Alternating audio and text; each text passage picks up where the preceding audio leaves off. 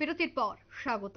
বিজেপির পক্ষ থেকে আজ গোটা দেশব্যাপী বীর বাল দিবস উদযাপন করা হচ্ছে এবং ত্রিপুরা প্রদেশ বিজেপির উদ্যোগে আজ চানবাড়ি স্কুলের সামনে থেকে শহীদ বীর বাল দিবস উদযাপন করা হয়।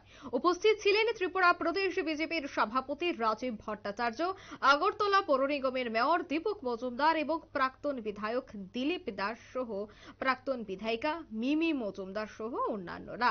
এদিন চানমারি আর্মির গুরুদ্বারাতে গিয়ে র্যালিটি শেষ হয় এবং শহীদ দুই বালকের প্রতি গুরুদ্বারে প্রার্থনা করা হয়। সে বিষয় নিয়ে উপস্থিত সদস্যরা কি বলছেন শুনুন।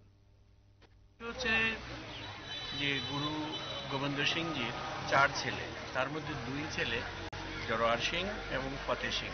একজনের বয়স ছিল 7 বছর আর একজনের বয়স 9 বছর। তো গুরুদ্বার সাহেবে যখন ওরা কেল্লার মধ্যে আটকা পড়ে যায় তখন আওরঙ্গজেবের শাসন ব্যবস্থা ছিল। তো ওখানে প্রায় মাস 4 ওদের হয়ে গেছে, খাওয়া দাওয়া নাই। তখন আওরঙ্গজেবই প্রস্তাব পাঠালো যে তাদেরকে সেফ এসকেপ করে দেবে। তো ওরা সেই বিশ্বাস করে ওরা যখন রওনা দিল একটা সেফ নিরাপদ আশ্রয়ের জন্য, তখন ওখানে পার্শ্ববর্তী একটা শারসা নদী ওখানে ছিল। তখন আওরঙ্গজেবের সেনারা ওদের উপর আক্রমণ করার পর গুরু গোবিন্দ সিং এর 2 ছেলে অজিত সিং এবং জুজার সিং সহ গুরু গোবিন্দ ওরা নদীটা ক্রস করে। কিন্তু বাকি যে 2টো ছেলে, সেই জরোয়ার সিং আর ফতেহ সিং এবং তাদের দাদিমা শুদ্ধ, ওরা আটকা পড়ে যায়। তখন তারা একটা জঙ্গলে আশ্রয় নেয়। ওখান থেকে ওদেরই একটা পাচক তার বাড়িতে নিয়ে যায়, কিন্তু সে বেইমানি করে তাদেরকে এই ওজির খান বলে একজন ছিল ওখানকার সুবেদার, তার হাতে তুলে দেয় এবং ওরা ধরা পড়ে।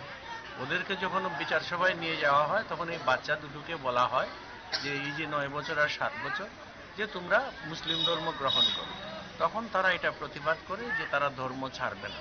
তো যখন ওরা বারবার চেষ্টা করার পরে ওদেরকে যখন ওরা আর কিছুদিন রাজি করতে পারছে না, তখন ওদের মৃত্যুদণ্ড দেওয়া হয়।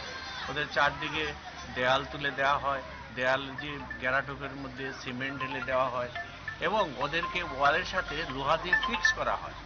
যখন ওরা অজ্ঞান হয়ে পড়ে তখন সেই ওজির খানের যে সৈন্য কোতোয়াল, তারা কি করে এদেরকে ওদের মাথাটা কেটে দেয়। কিন্তু ওরা কিছুতেই রাজি হয়নি, ধর্মান্তর করে নেয়। ওদের যে স্বাধীনতা, দেশের প্রতি যে ভালোবাসা, ধর্মের প্রতি যে ভালোবাসা আর স্বাভিমান, তার জন্য ওরা নিজেদের জীবন বিসর্জন দেয়, সেটা 7 বছর আর 9 বছর বয়সে। তো এইরকম একটা তুলনাহীন এই যে ঘটনাটা।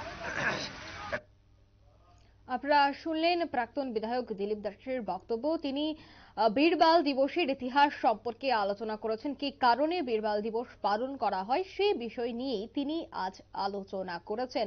গোটা দেশব্যাপী আজকের এই দিবসটি পালন করা হচ্ছে, ব্যতিক্রমী নয় আমাদের রাজ্যের বিভিন্ন জায়গায় বিজেপি কার্যকর্তাদের দ্বারা আজকের এই দিবসটি পালন করা হচ্ছে।